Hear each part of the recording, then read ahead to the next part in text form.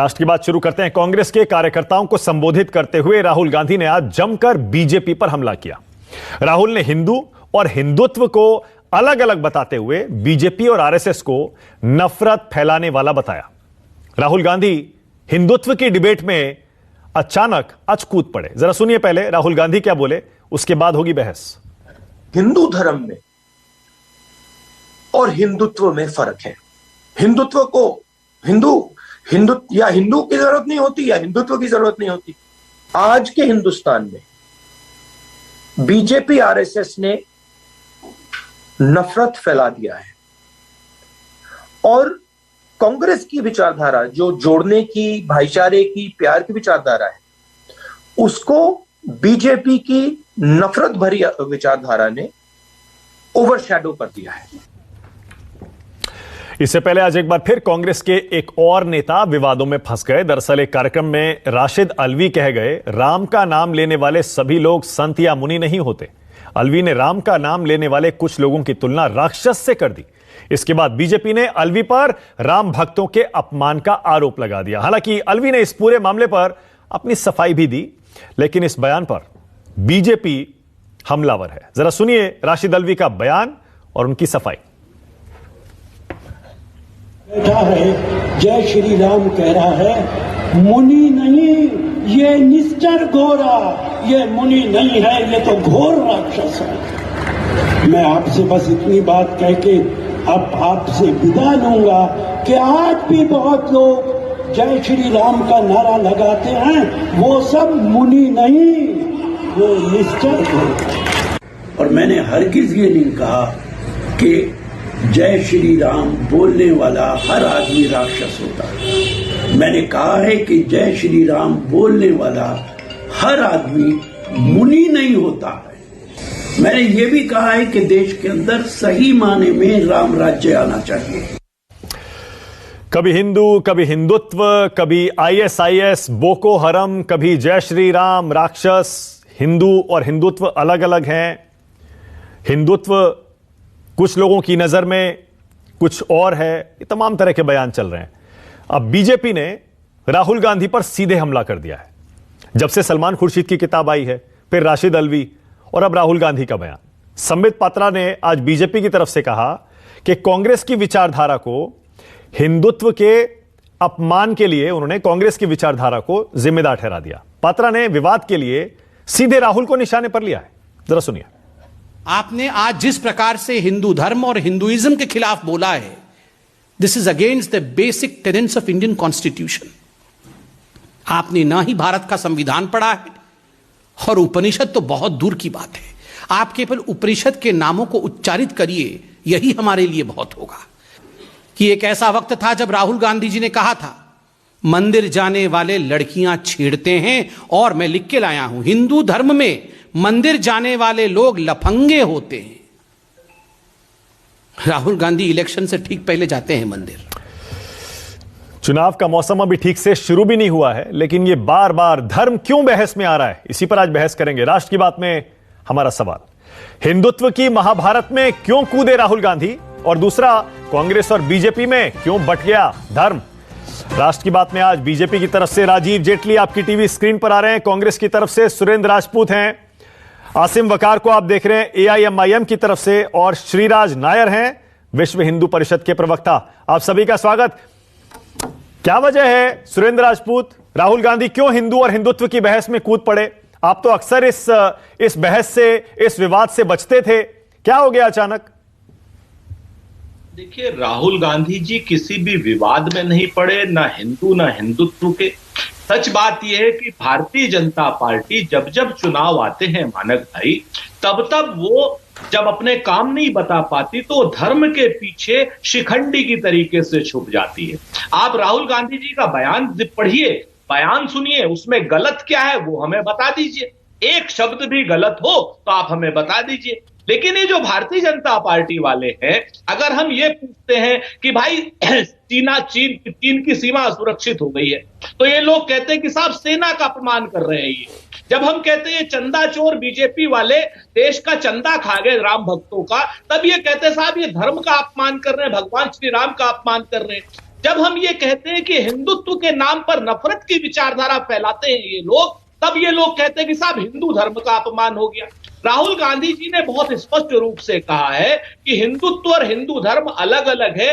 जो शख्स हिंदू है वो किसी का अपमान नहीं कर सकता, किसी का तिरस्कार नहीं कर सकता, किसी का हत्या नहीं कर सकता, किसी के लिए नफरत नहीं बोल सकता, किसी अल्पसंख्यक के लिए कोई गलत बात नहीं कर सकता।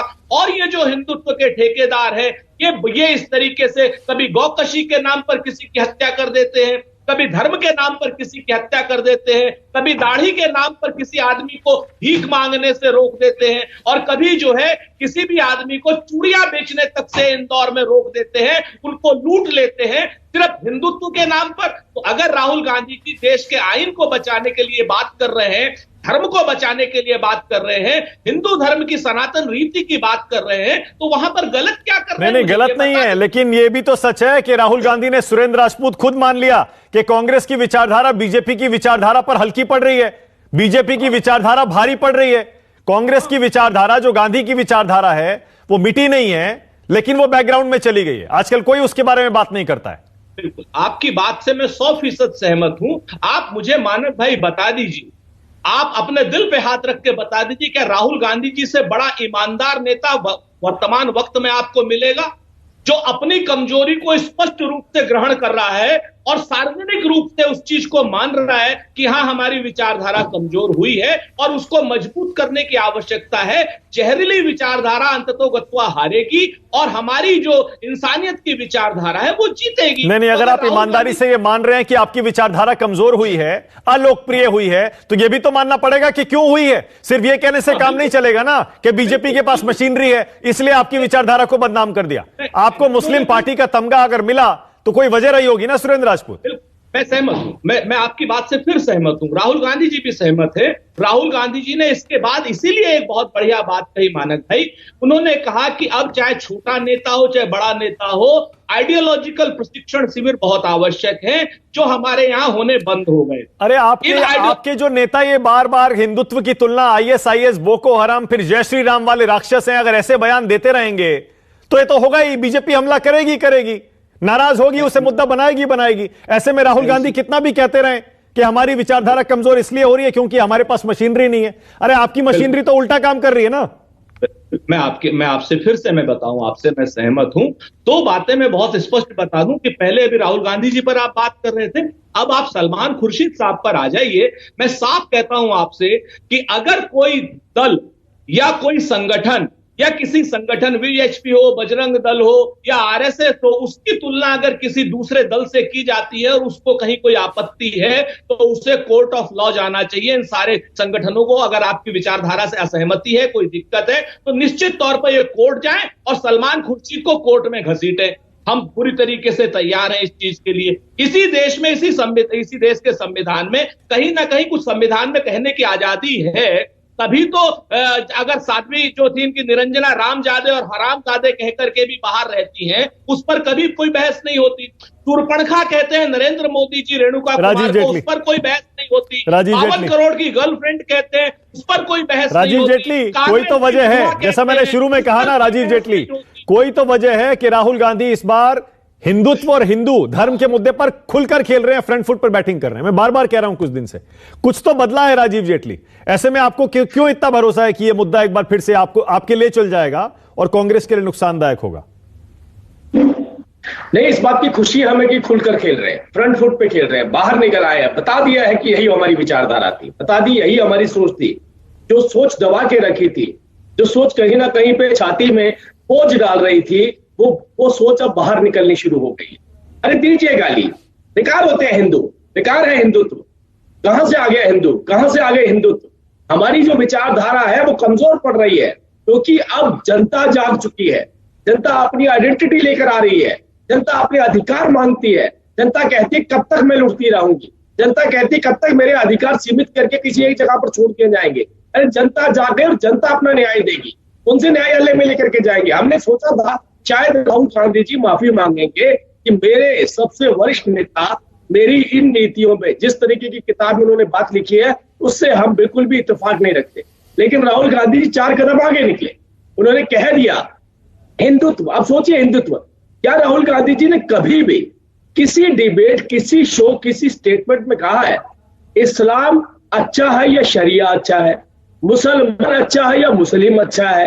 कभी इस तरीके की चर्चाएं करी है उन्होंने? कभी नहीं करी। उन्होंने हमेशा गाली देते हुए नजर आए। उन्होंने कहा, जब आपको याद होगा अमेरिकन एम्बेसडर के साथ उनकी भेंट हुई थी, तब उन्होंने कहा था हमारे देश को हिंदुओं से ज्यादा खतरा है बजाय अलकायदा के आतंकवादियों से। मतलब तो आतंकवादी, मैं मुसलमान का नाम नहीं ले रहा हूँ, अलकायदा के आतंकवादियों से ज्यादा खतरा अगर किसी को इस देश में है तो वो हिंदुओं से है। तो हिंदू कितने बड़े खतरनाक इनकी नजर में है इस देश के लिए। अरे भाई, आप कहां भेजना चाहते हैं, हमें बताइए, कहां भेजना चाहते हैं इस देश के मुसलमान हिंदू? और ये क्या है, आपने राजनीति शुरू कर दी है। मुसलमान वो कह रहे हैं, आप बताइए हमने गलत क्या कहा। सुरेंद्र राजपूत कह रहे हैं राहुल गांधी ने क्या गलत कहा, आप बताइए। राहुल गांधी का बयान ये है, मैं फिर से पढ़ रहा हूं, क्या किसी सिख या फिर मुस्लिम को पीटना हिंदू धर्म है? नहीं, यह हिंदुत्व है। क्या अखलाक की हत्या करना हिंदू धर्म है? मैंने ये किसी धर्म में नहीं देखा, मैंने ये सब हिंदुत्व में देखा है। अगर आप हिंदू हैं तो फिर हिंदुत्व की क्या जरूरत है? हमारी विचारधारा गांधी है, उनकी विचारधारा सावरकर है। वो अलग अलग कर रहे हैं दोनों चीजों को। वो कह रहे हैं वो हिंदू है, आप हिंदुत्व हैं।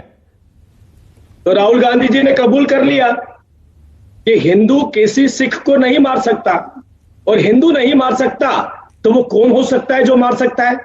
कौन हो सकता है जो सिखों को सड़ेआम सड़कों के ऊपर जला सकता है, उनकी गले में टायर डाल के जला सकता है? वो कौन हो सकता है जो किसको भड़का करके कहता है कि इस देश के अंदर बड़ा पेड़ हिलता है तो उसकी जड़ें तो कहीं ना कहीं हिलती है? ये कौन थे लोग? ये हिंदू नहीं थे क्या? ये बताने वाले हिंदू नहीं थे? अपना धर्म उजागर कर रहे हैं क्या ये लोग? ये बता रहे हैं कि ये देखिए, हमने किसी को भड़काया। अच्छा, ओके राजीव, ओके राजीव, एक चीज और, राजीव, ओके ऑलराइट राजीव, एक चीज और, क्या चुनाव में यह मुद्दा बनेगा? क्या आपको इसका फायदा, कांग्रेस को इसका नुकसान होगा क्या? नहीं, कांग्रेस को इसका फायदा होगा। कांग्रेस को इसका फायदा होगा। कांग्रेस ने आज तक इस देश में करा किसके लिए? कांग्रेस ने तो अपना बजट भी एलोकेट कर दिया था, अपने संसाधन कह दिए थे कि सभी मुसलमानों के लिए। कांग्रेस ने तो कह दिया था हमारी पार्टी ही मुसलमानों की पार्टी है। अरे बट सब कुछ जब आपने इस्लाम, मुसलमान, शरिया को दे दिया तो वहां से भी फायदा नहीं ले पाएंगे क्या आप लोग? Okay, Surendra Rajput, quick response. Surendra Rajput, Rajeev Jaitley कह रहे हैं कि सोच समझकर राहुल गांधी और आपके बड़े बड़े नेता ये बयानबाजी कर रहे हैं सिर्फ और सिर्फ मुसलमानों के वोट के लिए आने वाले चुनाव में, क्योंकि यूपी, उत्तराखंड और बाकी जगह मुस्लिम वोटों के लिए लड़ाई होनी है, खासतौर से यूपी में, वहां और भी बहुत सारी पार्टियां हैं। देखिए, बहुत स्पष्ट बताओ मानक भाई, चूंकि आपके शो में ज्यादा चिल्ल पाव हम नहीं करते ना, होती है। आप एक चीज देखिए कि भारतीय जनता पार्टी के लोग कितनी थिथरई करते हैं और कितना भगचोनर बना करते हैं। राहुल गांधी ने कब कहा हमें हिंदुओं से खतरा है? राहुल गांधी ने कहा था हिंदू एक्सट्रीमिस्ट फोर्सेज, जो इस वक्त कट्टरवादी जो ताकतें हैं, अगर आप उसको कट्टरवादी ताकतों को, तो आज भी हम कह रहे हैं और हमेशा हम कहेंगे, राहुल गांधी से ज्यादा किसका परिवार आतंकवाद से पीड़ित रहा? भारतीय जनता पार्टी के किसी एक नेता की अगर उंगली भी कटी हो तो बता दीजिए। हमारे यहाँ पे इंदिरा गांधी जी से लेकर महेंद्र कर्मा, जो छत्तीसगढ़ में हमारे सबसे बड़े नेताओं में से थे, सबको बम से उड़ा दिया गया, सबको बम से उड़ा दिया गया, और भारतीय जनता पार्टी के राज में उड़ा दिया गया आपके सामने। तो आप हमको सिर्फ इतना बता दीजिए, आखिर ये लोग कौन हैं जो देश में विभाजनकारी नीतियां करते हैं? ये कौन है? और इसके बाद जब ये बात करते हैं हिंदू होने की, और जब राहुल गांधी जी के बयान पर ये उल्टी सीधी और ओछी हरकतें करते हैं, तब इनको ये भूल जाते हैं कि राहुल गांधी भगवान शिव का भी उदाहरण दे रहे हैं, राहुल गांधी महात्मा गांधी का भी उदाहरण दे रहे हैं। और राहुल गांधी अगर भगवान शिव के उदाहरण देने के बाद कह रहे हैं राजीव जेटली, उसके बाद भी राजीव जेटली इस धर्म को मानने से इनकार करते हैं, तो राहुल गांधी का ही नहीं, भगवान शिव का भी अपमान। Okay, alright, one second, Asim Waqar, okay, एक सेकंड, थर्ड ओपिनियन ले लूं जरा। बीजेपी कांग्रेस नहीं, थर्ड ओपिनियन बहुत जरूरी है। आसिम वकार, राहुल गांधी के बयान को आप कैसे देख रहे हैं? हिंदू और हिंदुत्व में फर्क होता है। बीजेपी, आरएसएस, विश्व हिंदू परिषद और हिंदूवादी संगठन हिंदुत्व हैं, और राहुल गांधी कह रहे हैं हम हिंदू हैं, जो महात्मा गांधी की विचारधारा है। आसिम वकार, देखिए, सबसे पहले मानक भाई, मेरे देखने और ना देखने से फर्क ही नहीं पड़ने वाला। कोई देश की जनता जिस नजर से देखेगी उससे फर्क पड़ेगा। मेरा अपना मानना यह है कि हम लोग चुनाव में जा रहे हैं। उत्तर प्रदेश का चुनाव बहुत अहम है। एंटी इनकम्बेंसी आसमान को छू रही है। भारतीय जनता पार्टी के पास चुनाव में जाने के लिए कोई मुद्दे नहीं है। भारतीय जनता पार्टी अपने एजेंडे पर चुनाव लड़ना चाह रही है। मैं जनाब सलमान साहब बड़े पॉलिटिशियन हैं, सीनियर हैं हमसे, बहुत वकील हैं बहुत बड़े, राशिद अल्वी साहब हैं, इन सबको मैं एक मतलब छोटा मुंह बड़ी बात कर रहा हूं मादरत के साथ। मेरा मशवरा ये है कि बीजेपी के मुद्दों को मत उठाइए। जिस मुद्दे पे वो चुनाव लड़ना चाह रही है उसको बिल्कुल भी हाथ मत लगाइए। आप जनता का मुद्दों पर चुनाव लड़िए। ये किताब का विमोचन जो भी करना था आपको वो 2 महीने 3 महीने बाद हो सकता था। मैं एक मशवरा दे रहा हूं देश के नाते, एक पॉलिटिशियंस के नाते। हमारी लड़ाई बीजेपी से है, हमको बीजेपी को गद्दी से उतारना है। हमारी लड़ाई पेट्रोल की है, हमारी लड़ाई डीजल की है, हमारी लड़ाई महंगे गैस की है, हमारी लड़ाई सरसों के तेल की है, हमारी लड़ाई बढ़े हुए कीमतों की है, हमारी लड़ाई एजुकेशन की है, हमारी लड़ाई फीस की है, हमारी लड़ाई जो बच्चे हमारे नौकरी नहीं पा रहे हैं उसकी है। और मैं देख रहा हूं कितनी देर से एक बार भी इन मुद्दों पर बात नहीं हुई। सुरेंद्र राजपूत साहब बैठे हैं, हमारे दोस्त हैं, मैं इनसे भी कह रहा हूं। सलमान खुर्शीद साहब से एक गुजारिश, एक सवाल था मेरा। बहुत तकलीफ आपको, सनराइज ओवर अयोध्या बुक लिख दिया आपने, तकलीफ होगी तभी लिख दी। तो जिस वक्त अयोध्या हुआ उस वक्त आप कैबिनेट मिनिस्टर थे, आपने इस्तीफा दिया था नरसिम्हा राव को, आपने सवाल पूछा था कांग्रेस अध्यक्ष से, आपने सवाल पूछा था प्रधानमंत्री से, और उसके बाद से आपकी सरकार लगातार रही, आप मिनिस्टर बनते रहे। जो अयोध्या से तकलीफ आपको, इतनी बड़ी किताब आप लिख के ले आए, आपको आईएस बोको हराम जो दिख रहा है, मैं आपसे पूछ रहा हूं कि एक भी दोषी अपराधी को सजा दिलवाई आपने? इतने बड़े वकील हैं आप, कोई एक जेल गया? किसी एक को आप जेल भेज पाए? किसी एक के खिलाफ बयान दिया आपने? किसी एक के खिलाफ कार्रवाई करवाई आपने? धोखा मत दीजिए देश को सर, मत दीजिए धोखा। हमारी लड़ाई बीजेपी से है सर, हमें बीजेपी को हराना है। काम करिए इतनी ईमानदारी से, जब आप इतनी ईमानदारी से आईना दिखा रहे हैं सलमान खुर्शीद को और सुरेंद्र राजपूत को, तो यह भी बता दीजिए सलमान खुर्शीद की किताब में जो अंश विवादित हैं, जिन पर सारी बहस हो रही है, आईएस बोको हराम और हिंदुत्व का जो कंपैरिजन हो रहा है, तुलना हो रही है, और जो राशिद अल्वी कह रहे हैं जय श्री राम कहने वाले सारे संत नहीं होते, उसमें राक्षस भी होते हैं, इन पर एक स्टैंड भी लीजिए ना जरा। सर पहले सर बोल रहा हूं हाँ। उन्होंने एक अल्फाज और लिखा है, इस्लामिक जिहादी आईएस। मैं सबसे पहले मानक भाई बता दूं कि ये इस्लामिक जिहादी अल्फाज पर मुझे एतराज है। आप सलमान खुर्शीद ने ना हिंदुओं के साथ गलत किया, बनिस्बत मुसलमानों को भी उन्होंने स्थान लिया इसमें। जिहाद का मतलब इंग्लिश में होता है स्ट्रगल, और जिहादी का मतलब होता है स्ट्रगलर। यानी मानक गुप्ता साहब, आप नौकरी कर रहे हैं, ये आप अपनी जिंदगी का जिहाद कर रहे हैं। जी नहीं, मैं अपने नहीं, हमें जिहाद नहीं करना, माफ करिएगा, हमें जिहाद नहीं करना, जिहाद है। नहीं, माफ करिएगा, मुझसे मत जोड़िए जिहाद को। आप मत कीजिए, हाँ, आप मत कीजिए, आप स्ट्रगल कीजिए, हाँ, आप स्ट्रगल कीजिए। हाँ। देखिए, ये जो आप इतनी देर से बहस ला रहे हैं ना, हाँ, ये बीजेपी की सोच है आपके अंदर। हाँ, ये कीड़ा इतना बड़ा 12 इंच का आपके अंदर भी है बीजेपी का। नहीं, अब यही समस्या यही है ना, समस्या यही है, समस्या यही है। या तो हमारी मानिए, वरना आप बीजेपी के हैं, या तो हमारी बात मानिए। सुरेंद्र राजपूत गलत हैं, राजीव जेटली गलत हैं, सलमान खुर्शीद गलत हैं, राहुल गांधी गलत हैं, राशिद अल्वी गलत हैं, बस एक असदुद्दीन ओवैसी सही है, सिर्फ एक आसिम वकार सही है, बस एक वही है। आज देखिए पेट्रोल डीजल याद आ रहा है, रोज इस्लाम मुस्लिम करते हैं। अगर सलमान खुर्शीद और राशिद अल्वी ने उनका मुद्दा उठा दिया तो आपको तकलीफ हो गई, बुरा लग गया। रोज मुसलमानों की बात करते हैं असदुद्दीन ओवैसी, वो उठाए मुसलमानों के मुद्दे, लेकिन राशिद अल्वी सलमान खुर्शीद ना उठाए।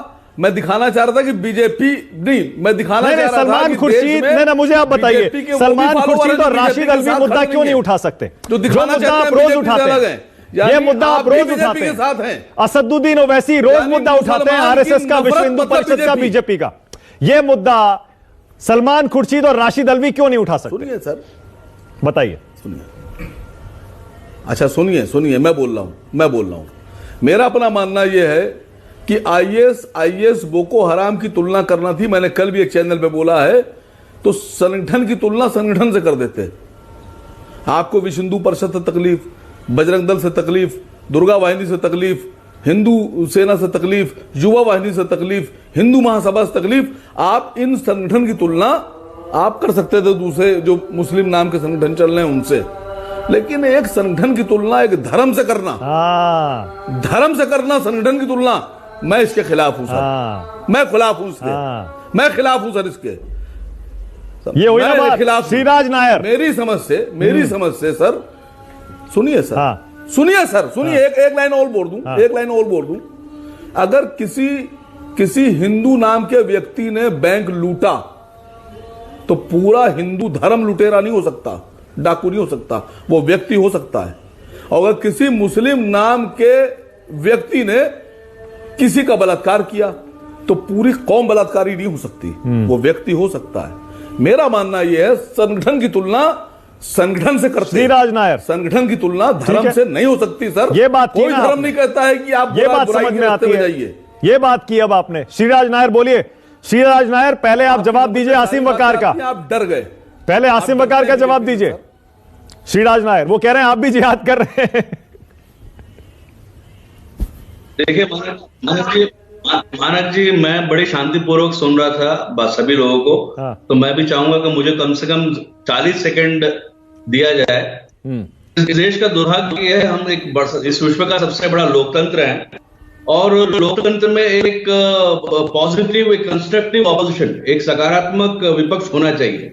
पर इस देश का सबसे बड़ा दुर्भाग्य है जिस प्रकार से राहुल गांधी, सलमान खुर्शीद, राशिद अली जिस प्रकार से वक्तव्य कर रहे हैं, सबसे बड़ा जो काम कर रहे हैं देश के साथ धोखा और देश को एक मजबूत एक विपक्ष देने की बजाय देश में ये खुद अपने आप जोकर बने फिर रहे हैं और जिसमें देश इस विपक्ष को सीरियसली लेता नहीं है।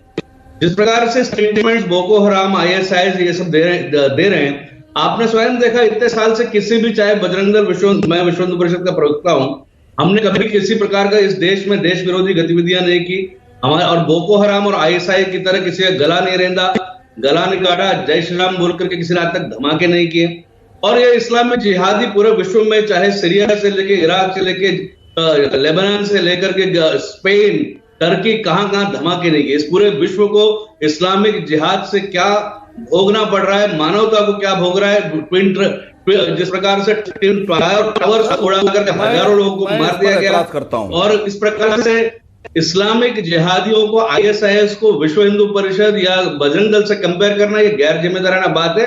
हम इसका पूरी तरह से खंडन करते हैं। और ये जो है कांग्रेस को जिस प्रकार से तुष्टीकरण की राजनीति के लिए जो खामियाजा भुगतना पड़ रहा है, वो अब उत्तर प्रदेश में इन्होंने 40% महिलाओं को टिकट दिया है। इनको अगर 10 सीट भी आ जाए इन सब वक्तव्यों के बाद, तो हम आप बोलेंगे वो करने को तैयार है। ये केवल और केवल मजाक बन रहे हैं। राहुल गांधी जी का जिस प्रकार से मजाक उड़ रहा है, पता नहीं वो क्या आनंद, सैडिस्टिक प्लेजर जिसको अंग्रेजी में कहते हैं, लोग जितना उनको जोकर समझ रहे हैं खुद ही वो करते जा रहे हैं, अपने आप का मजाक उड़वाते जा रहे हैं। पर ये लोकतंत्र के लिए अच्छी बात नहीं है और इस प्रकार के गैर जिम्मेदाराना स्टेटमेंट का हम पूरी तरह से निषेध करते हैं। अभी आपने सुरेंद्र राजपूत की बात सुनी, उन्होंने कहा अगर आपको दिक्कत है, आप कोर्ट जाइए, चौथे नंबर पर आती है। श्रीराज नायर एक सेकंड, अभी आपने सुरेंद्र राजपूत की बात सुनी, अगर आपको सलमान खुर्शीद या राशिद अल्वी के बयान से दिक्कत है आप कोर्ट चले जाइए। लेकिन सीधा सुरेंद्र राजपूत कह रहे हैं कि हमने पूरे हिंदू धर्म पर सवाल नहीं उठाए किसी भी नेता ने। उन्होंने हिंदू धर्म के अंदर जो कट्टरवादी लोग हैं उन पर सवाल उठाए, यानी उनकी उंगली आपकी तरफ है, आरएसएस, विश्व हिंदू परिषद और हिंदूवादी संगठन। देखिए, हिंदुत्व जो रेजिस्ट करता है, जो केवल पिटता रहेगा, और हिंदू अगर जवाब देगा, हिंदू अगर प्रतिकार करेगा, वो उसको हिंदुत्व कहते हैं। तब तक 800 पिटता रहेगा हिंदू लड़ता है, पूरे विश्व की सारी सभ्यताओं को इस्लाम ने और क्रिश्चियनिटी ने खत्म की, हिंदू बचा रहा। आज भी पूरे विश्व में 110 करोड़ हिंदू है, वो इसलिए हिंदू हमेशा लड़ता रहा और रेजिस्ट करता रहा। वो रेजिस्ट करने वाले को हिंदुत्व कहते हैं। ओके, मतलब आप ये कह रहे हैं 2014 से पहले हिंदू पिट रहा था सब जगह, और जो लोग धर्मांतरित होकर, श्रीराज नायर क्या आप ये कह रहे हैं 2014 से पहले हिंदू पिट रहा था सब जगह?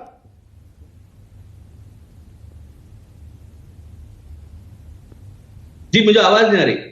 मैंने कहा 2014 से पहले क्या हिंदू पिट रहा था क्या? अरे आप देख रहे हैं तो पाकिस्तान धर्मांतरण नहीं, राष्ट्रांतरण का निर्माण किया। ये पाकिस्तान का एक मुसलमान हिंदू था, बांग्लादेश का एक एक मुसलमान हिंदू था, भारत का एक एक मुसलमान हिंदू था, इनके पिट के धर्मांतरित हुए। अच्छा, मतलब आप मतलब श्रीराज एक सेकंड, एक चीज और, श्रीराज एक सेकंड, बस एक चीज और, ओके, सिर्फ एक चीज और, श्रीराज नायर, क्या आप ये कह रहे हैं कंगना रनौत ने जो कहा कि 2014 में हमें आजादी मिली थी, वो सही कह रही हैं? 2014 में आजादी मिली, कंगना रनौत का बयान सही है? तो